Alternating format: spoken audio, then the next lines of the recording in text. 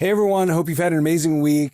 Thanks for tuning back in to the Passive Income MD podcast. My name is Peter. Now, if you're a high earning physician, you know what your biggest expense is. I don't need to tell you, it's taxes. Today, we're going to talk about the best ways to keep more of your hard-earned money legally and efficiently in your pocket. So stay tuned. Welcome to the Passive Income MD podcast, where we talk about creating your ideal life through multiple streams of income. If you enjoy hearing about this stuff, make sure to hit subscribe. Now let's get on with the show. Okay, as I mentioned, as a physician, your biggest expense isn't your mortgage. It's not your rent. It's not your student loans. It's taxes. But this is what I believe. So many doctors out there listening to this, including you maybe, pay more in taxes than you need to because you don't take advantage of the right strategies. The tax code is written as a series of incentives. It's not actually meant to be punitive in a way. It's to get the outcome the government wants. Now, if you don't know how to use it to your advantage in many ways, you're missing out. I mean, as doctors, we spend so many years learning how to take care of our patients, how to be better at our craft, how to be a great anesthesiologist, how to be a great surgeon, how to be a great dermatologist. But almost none of us are taught how to take care of our finances. And I think that blogs and podcasts like ours and some of our friends are trying to do a better job at getting that education out to people. But we know we don't get that kind of education in medical school or in our training. And especially when it comes to taxes, we don't get any of that. I will tell you, it's not a subject that most of us love talking about. In fact, when we hear that term, taxes, it probably causes us to tighten up. It does for me. But it's an area that we have to spend some time on learning and then find the right team to help you. Otherwise, you're going to be overpaying. And here's the reality. I think many of us rely too much on a CPA who simply just files taxes instead of having one that's more of a strategist that helps us plan proactively to figure out the best situation for us. Now, I know many of us are W-2 earners, and over time, more of our population has become employed W-2 earners. There aren't a lot of tax advantages compared to many people who are getting 1099s or owning your own practice or being business owners. But there are still ways to be a little bit more tax efficient. And we definitely don't take full advantage of those. We don't know what deductions could actually lower our taxable income and help us out in the end. But I can tell you with the right knowledge and planning and getting the right team behind you, you could significantly reduce your tax burden. Now, I have to let you know a little disclaimer here. I am not a tax professional in any way. This is for informational purposes only. So my recommendation is find a tax professional who can help you and verify a lot of the things I'm talking about today. But here's some of the top tax strategies that I think are available out there for physicians. Number one, this one's easy, just to maximize your tax advantage retirement accounts. I think all of us know that one of the simplest ways to lower your taxable income is through your contributions to tax advantage accounts. There's our 401ks, 403bs. I mean, if you have side income, you have these solo 401ks or SEP IRAs.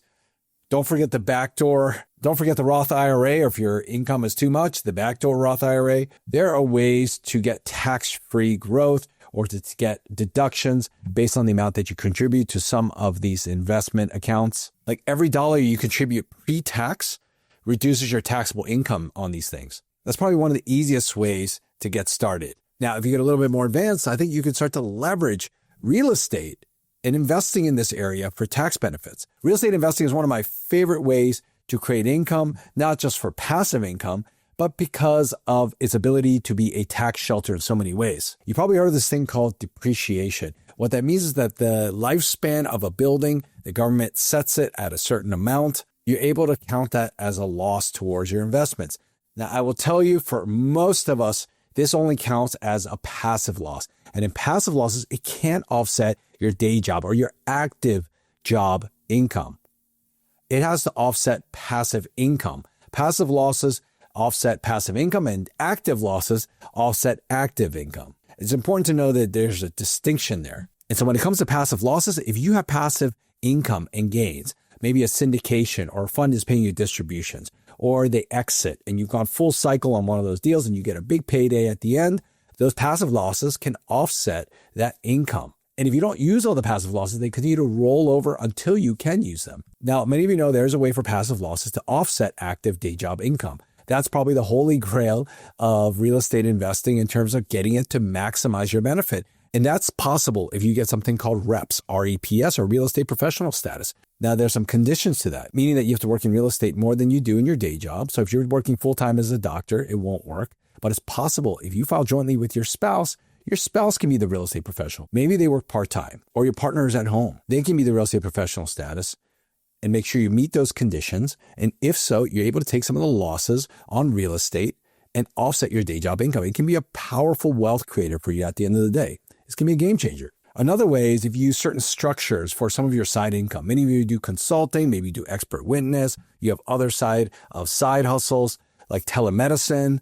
Now, if you can create an LLC, in some cases, an S Corp might make sense. Again, you got to consult your tax professional for this. You might be able to save on some self-employment taxes. You can deduct some standard business expenses like travel, home office, continuing education. All these little things do add up, and they can help over time. Hey, what's up, everyone? Just want to ask you a quick question. Are you ready to take your medical career beyond the traditional boundaries of medicine and amplify your impact?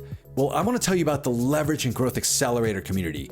Just so you know, we created this exclusive community just for physicians like you who want to expand their identities without giving up their doctor identities. It's an add-on. It's not a replacement. When we hosted our first Leverage and Growth Summit, I know many of you have been part of that, we realized that so many doctors were inspired by the what and why of entrepreneurship, but needed help with the how and when. And that's why we created this community called the Leverage and Growth Accelerator to help doctors learn how to start, grow, or scale a thriving business and connect with like-minded individuals who also want to make a positive contribution to the world. Within this community, you're going to experience a life of greater fulfillment. It's really a powerful antidote to burnout where you can leverage your medical degree for new opportunities and take command of your time and schedule so you can invest in your family's future while enjoying today. In the Leverage and Growth Accelerator, you're going to have access to educational materials, you're going to have insights from expert speakers, small group coaching, and most importantly, you're going to have community support to help you realize your untapped potential in 2024 and beyond. And we're so confident in the transformative power of this members-only community that we're offering the first 30 days for free. If you're interested, I want you to take advantage of this. This window of opportunity is not going to last forever. So go now to lgacommunity.com. Again, that's lgacommunity.com. If you're ready to take your medical career to the next level and make a profound impact in the world and do it together with other like-minded people, it's time to join us. We can't wait to see you inside. Number 4, you can optimize charitable giving. I know that many physicians are focused on giving back to others, whether it's through patient care, and many people also through their wallet have charitable causes that they want to donate to. There's a way to do this strategically that can reduce your taxes. There's something called a donor advised fund that many of you should know about, where you can contribute now, take the deduction today, and then decide later where the funds go. A lot of people take their gains in taxable stock accounts, transfer that and donate that to a donor advised fund, and they're able to take the full benefit in terms of writing off that deduction. Another thing you can do, if you bunch your donations, maybe you can give multiple years in a single year. If you are smart about it, you can push yourself over the standard deduction threshold and maximize your tax benefits. Just know that there are ways to charitably give, get the benefit you want, make an impact, but be smart with your taxes as well. And then there's some other strategies for physicians, depending if you own your own practice. Now, I know many people are legally able to hire their children for tasks that are appropriate for them, whether it's doing paperwork, whether it's doing other sorts of office type work, maybe it's through social media marketing, maybe it's acting as a model for your business. So you can pay your children and set up accounts for them, set up retirement accounts for them. It can act as a deduction against your business. There are ways to do this absolutely legally and do it right. Now, is there anything on this list that you are not doing or thinking about? And if not, I would offer you that potentially you're leaving some money on the table when it comes to taxes. So what's the takeaway here? I think doctors work way too hard to give away so much of their income to taxes. Now, I understand a lot of these taxes are beneficial, but I think that oftentimes there are things that are legally available to us and actually would benefit even society in different ways, like these donations, that we don't take advantage of just because we don't know about it. And many of us use CPAs, again, only as tax filers, but not as strategists. Or we've grown over time and we haven't found a CPA who has grown with us. You don't have to implement all of these strategies at once, but even just adopting one or two of these can make a significant difference in the amount of money that you have at the end of the day after either April 15th or if you extend it into September or October, depending on when your extension is for. So here's my action steps for you. I would make sure that you're working with a proactive tax strategist. Ask them about tax planning for you. And if you haven't had a tax planning meeting with your CPA, then you know you're not working with a true strategist.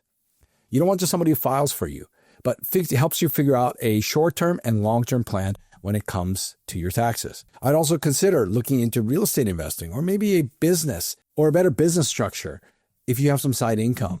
Make sure you're not leaving money on the table there. I would start taking some of these small steps today to make saving on taxes a priority. The earlier you implement these, the bigger impact it will have later on. By the way, I put all these on a PDF, a nice little download for you. If you check out the show notes of this podcast episode through our website, there's a free PDF you could download as a checklist to make sure you hit all these points. You don't have to think about it. It's all there for you. Go ahead there and just grab it. I hope you found this episode useful. Let's take this time where it's normally stressful when you think about taxes and the money, and then try to turn this to our advantage. Our community can do this together if we help each other get smarter in this area. And that's my hope through these podcasts, through all of the things we do together in terms of getting together as a community. And I hope it helps you in some way. Thank you for listening as always. You're amazing. You're incredible. Have an awesome week and let's talk again soon. Enjoy the show? Let me know by dropping a review in the podcast app you're listening to us in. And if you haven't already, make sure to hit subscribe. Join thousands of physicians who are also on this journey to creating their ideal lives through multiple streams of income. Learn more at our website, passiveincomemd.com. Thanks again for allowing me to be a part of your journey. See you next time.